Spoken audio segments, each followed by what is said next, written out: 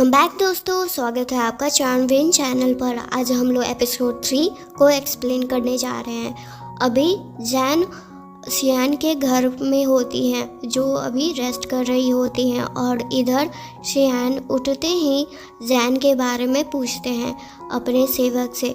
फिर वे बताते हैं कि जैन अभी रेस्ट कर रही हैं और वे साथ ही बहुत खुश थी क्योंकि उनके डैड का कंस्ट्रक्शन प्लान मिल गया होता है और जैन भी उठ चुकी होती हैं और वे इधर से उधर शियान का रूम देख रही होती हैं।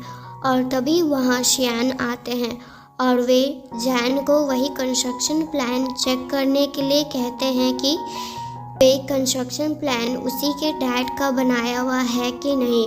फिर जैन उस कंस्ट्रक्शन प्लान को चेक करती है और साथ ही उस समय को भी याद करती है जब उसके डैड ने कितने मेहनत से इस प्लान को बनाया था और इसके लिए दूर दूर तक ट्रैवल भी किया था। और ये सबको याद करते करते वे रोने लगती हैं, जिससे शियान को फिर से दर्द हो रहा होता है। फिर शियान उन्हें रोने से मना करते हैं और जैन रोना बंद कर शियान को बताती है कि यह कंस्ट्रक्शन प्लान उसके डैड का ही है। तो क्या अब उसके डैड इससे साबित हो जाएंगे कि वे इनोसेंट हैं कि नहीं और उनकी कोई भी गलती नहीं थी। तब शियान इस पर कहते हैं कि इतना काफ़ी नहीं है उन्हें इनोसेंट साबित करने के लिए, उन्हें और प्रूफ की ज़रूरत पड़ सकती है। फिर शियान वहाँ से अपने सेवक के साथ चले जाते हैं। फिर वे जैन के अंकल और उस आदमी से सच का पता लगाने थे। तब वे दोनों आदमी अपने ही पावर का गुणगान गा रहे थे कि वे दोनों कितने पावरफुल हैं और शियान उनका कुछ भी नहीं कर सकते हैं और शियान के क्वेश्चन का आंसर भी नहीं दे रहे होते हैं। तब शियान को अब बहुत गुस्सा आ चुका होता है उन दोनों पर और वे दोनों का वे अच्छे से धुलाई करवाते हैं और फिर से उन दोनों से वही कंस्ट्रक्शन प्लान के बारे में पूछते हैं। फिर वे अंकल शियान को डरते डरते सब कुछ बता देता है, जो भी उसे पता होता है कि उन्हें एक लेटर मिला था जिसमें सारे इंस्ट्रक्शन लिखे हुए थे पहले से कि क्या से क्या करना है और कैसे करना है और कब करना है, और उनको उसके लिए खूब पैसे भी मिले हुए होते हैं और वे उस पैसे के लिए उस कंस्ट्रक्शन प्लान को वहाँ उस लॉकर से लिए थे और इसके अलावा उन्हें और कुछ भी नहीं पता होता है। और कुछ देर बाद ही वे अरेस्ट है शियान से। फिर शियान पूछते हैं कि अगर ऐसी ही बात है तो इस बारे में शुवे को कैसे पता चला कि वे प्लान तुम्हारे घर पर है। और सुवे वही आदमी था जो जैन के साथ बदतमीजी कर रहा था। पर अंकल कहते हैं उन्हें इस बारे में कुछ भी नहीं पता था। फिर शियान अपने सेवक को उस अंकल को मारने के लिए ये कहते हैं और इधर राजमहल में रानी को देखते हैं और उनके पास एक सेवक खबर लेकर आते हैं कि सुवे को शियान ने अरेस्ट कर लिया है कामों के लिए। तब रानी कहती है तब तो अच्छा है, उसको ऐसे ही सज़ा मिलनी चाहिए।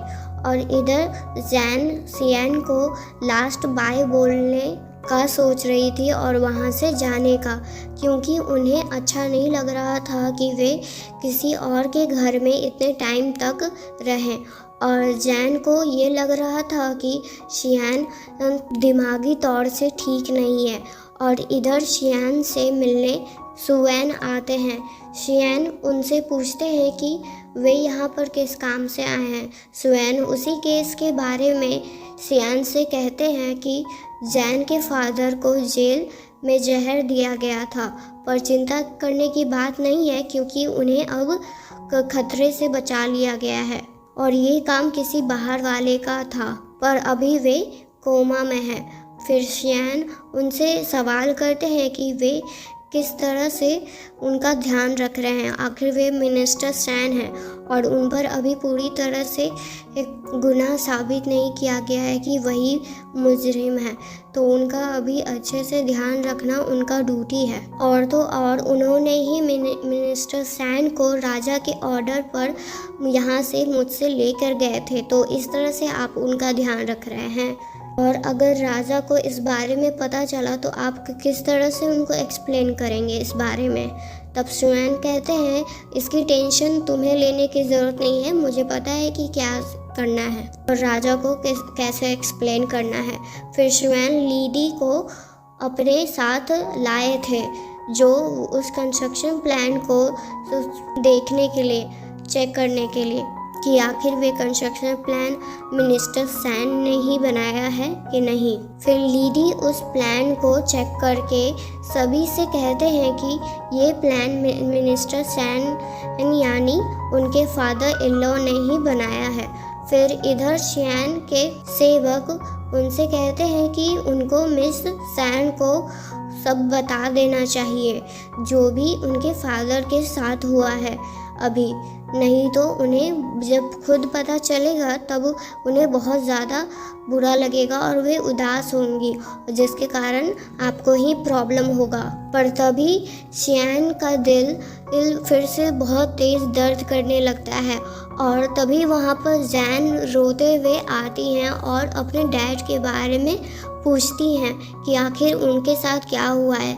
पर वे दोनों जैन को चुप रहने के लिए बोल रहे होते हैं और उसी में वे सेवक जैन को बता देते हैं कि उनके फादर को किसी ने जहर दिया था। फिर क्या था, जैन और रोने लगती है। तब वे दोनों कहते हैं कि चुप हो जाओ, तुम्हारे डैड अब खतरे से बाहर हैं, तो प्लीज़ अब चुप हो जाओ। तब जैन चुप हो जाती है और सियान को भी ठीक लग रहा होता है अब। फिर जब जैन अपने जाने का बात करती है तब सियान इसके लिए मना कर देते हैं, क्योंकि वे बदमाश हुए अपने सज़ा पूरा करके वहाँ से छूट गया है। और इस बात पर तो जैन को इसलिए जाने नहीं देते हैं, पर जैन सियान पर इसीलिए इस पर गुस्सा हो जाती है कि वे कैसे उस आदमी को छोड़ सकता है। तब सियान कहते हैं कि उनके पास ज़्यादा कोई प्रूफ नहीं था और इसके लिए बस 100 डंडा खाना ही सज़ा था और लॉ के हिसाब से वे पूरा कर चुका था, इसलिए उसे छोड़ दिया गया था। और तुम्हारी सिस्टर के लिए भी अच्छा होगा कि तुम अभी उनसे बार बार ना मिलो और तुम्हारे रहने में मुझे कोई प्रॉब्लम नहीं है यहाँ पर, बस तुम रोना मत। फिर जैन वहाँ से चली जाती है। तब सेवक सियान से कहते हैं क्या वे जैन को मार दें। तब सियान उसे सुनाते हैं कि अगर तुम उसे मार दोगे तो क्या मैं जिंदा रह पाऊँगा। तब वे सेवक अपनी गलती के लिए माफ़ी मांगते हैं। फिर सियान कुछ फीमेल डॉक्टर को जैन के रूम में भेजते हैं। जैन उन सभी डॉक्टर से कहती हैं कि वे बिल्कुल ठीक हैं, उनको कोई भी इलाज की ज़रूरत नहीं है, पर वे सब डॉक्टर उनकी कोई भी बात नहीं सुनती हैं और उनके पूरे बॉडी का फुल चेकअप करती हैं। फिर सियान उन सभी डॉक्टर से पूछते हैं कि आखिर कुछ पता चला, जैन क्या अब नॉर्मल दिखती है या कुछ प्रॉब्लम उसके बॉडी में पता चला तुम लोग को। पर वे सब डॉक्टर तो जैन के बॉडी का तारीफ़ करती हैं और कहती हैं कि वे बहुत सारे बच्चों को जन्म दे सकती हैं। और ये सब सुनकर तो सियान बहुत ज़्यादा गुस्सा हो जाते हैं उन सभी की बातों पर। और ये सारी बातें जैन की सेविका सुन लेती है और जैन को जाकर बता देती है, पर जैन को बिलीव नहीं हो पा रहा होता है। पर उनकी सेविका उन्हें प्रोटेक्ट करने के लिए रेडी थी। पर तभी वहाँ सियान आते हैं और वे उस सेविका को बाहर जाने के लिए कहते हैं। वे सियान के कहने पर तो नहीं जाती हैं, पर जब जैन कहती हैं उन्हें बाहर जाने को तब उन्हें बाहर जाना पड़ता है। फिर जैन सियान से कहती हैं वे ये सब के बारे में कभी नहीं सोची थी और ना वे करना चाहती हैं और वे सिर्फ अपने डैड को बचाना चाहती हैं। और वे ये सब के बारे में कभी सोच भी नहीं सकती है, तो अपने दिमाग से ये सब ख्याली पकाना बंद कर दो। फिर शियान उन्हें समझाते हैं कि उनको कोई भी गलत फहमी रखने की ज़रूरत नहीं है, वे ऐसा कुछ भी नहीं सोच रहे हैं। फिर वे जैन को बताते हैं कि जब भी वे रोती हैं तब उनका दिल बहुत ज़ोर से दर्द करता है, पर जैन को उनकी बातों पर बिलीव नहीं हो पा रहा होता है। तब शियान उन्हें चेक करने के लिए कहते हैं। फिर जैन प्याज काटती है जिससे उनके आँखों में आंसू आ जाता है और शियान दर्द में होते हैं और उन्हें चुप होने के लिए बोल रही होती हैं। फिर शियान वे दर्द के मारे गिर जाते हैं और जैन को लगता है कि शियान बहुत ज़्यादा बीमार है और वे उसके सेवक को बुलाती है और उन्हें ले जाने के लिए कहती है। फिर अब जैन की सेविका उन्हें शियान के खिलाफ भड़का रही होती हैं। उसके बाद जैन शियान का टेस्ट लेती है कि वे सही में जो वे बोल रहा था, क्या वे बात सच है कि नहीं, क्या सही में उसको दर्द फील होता है। फिर वे बहुत ज़्यादा तीखा वाला चीज़ कुछ खा रही होती हैं, जिसके कारण उनके आँखों में बहुत ज़्यादा आंसू आ रहा होता है और रो रही होती हैं वे तीखापन के कारण। और वहाँ दर्द में शियान उनके रूम में भागते हुए आते हैं और उनको वैसा हालत में देखकर जैन को पूरा बिलीव हो जाता है कि ये बात सच है और वे उसी हालत में शियान से प्रॉमिस ले लेती हैं कि उनको उसके डैड से मिलने दिया जाए और शियान हाँ बोल देते हैं। पर अब वे अपने बातों पर रिग्रेट कर रहे थे कि आखिर उन्होंने उन्हें जैन को ये सब बातें क्यों ही बताई आखिर। फिर शियान अपने सपने से कुछ देखकर आते हैं जो एक पर्सन है जिन्होंने 7000 कैंडल जलाए हैं, वे भी बस एक पर्सन के लिए, और तभी वे अपने नींद से जाग जाते हैं और उस सपने के बारे में ही सोच रहे होते हैं। और यहाँ रैन अपनी बहन से मिलने जा रही होती हैं, पर रास्ते में सुवैन से वे टकरा जाती हैं। फिर सुवैन उन्हें बता देते हैं कि कंस्ट्रक्शन प्लान मिल गया है, वे भी उसके अंकल के घर से। फिर वे वहाँ से चले जाते हैं और रैन अपनी बहन को खोजने चली जाती हैं। और इधर शियान किसी लेडी के पास आए होते हैं जो शायद उनके ड्रीम के बारे में कुछ बता सकती थी। फिर शियान उन्हें सब कुछ बता देते हैं कि ये सब कब से और कैसे हो रहा था उनके साथ। फिर वे लेडी कहती हैं शायद तुम अपने पास्ट लाइफ में अच्छे इंसान नहीं थे और ये तुम्हारे पास्ट कर्म है जो तुम अब भुगत रहे हो उसके कारण, और अगर तुमको ये सब से छुटकारा चाहिए तो तुम्हें उसे मेरे पास लाना होगा। पर एक बात का याद रखना कि उसके बाद वे सब कुछ भूल जाएगी। पर शियान को इससे कोई फ़र्क नहीं पड़ता है।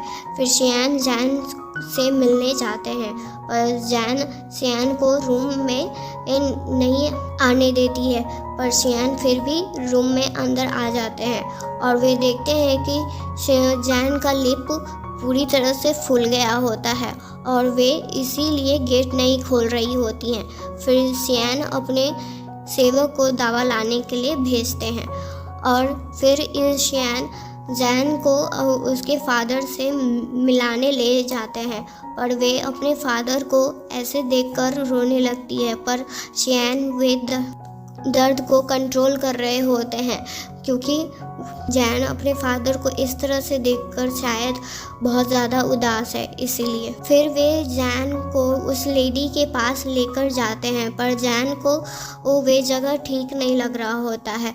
वे लेडी वापस पूछती है शियान से क्या वे सही में ये करना चाहते हैं, और शियान हाँ ही कहते हैं इस बार भी।